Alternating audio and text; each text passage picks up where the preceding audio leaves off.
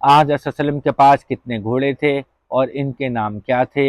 آپ صلی اللہ علیہ وسلم کے پاس 7 گھوڑے تھے جن کے نام یہ تھے: شبک، ایک گھوڑے کا نام تھا مرتجز، ایک کا نام تھا تیف، ایک کا نام تھا لزارہ، ایک کا نام تھا ضرب، ایک کا نام تھا سبحہ، ایک کا نام تھا دار۔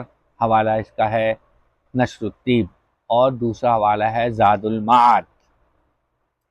آپ صلی اللہ علیہ وسلم کے پاس کتنے خچر تھے اور کہاں سے آئے تھے؟ تو اس کا جواب ہے کہ آپ صلی اللہ علیہ وسلم کے پاس 5 خچر تھے جن کے نام تھے ایک کا نام تھا دلدل یا مقوقس، مصر کے بادشاہ نے بھیجا تھا۔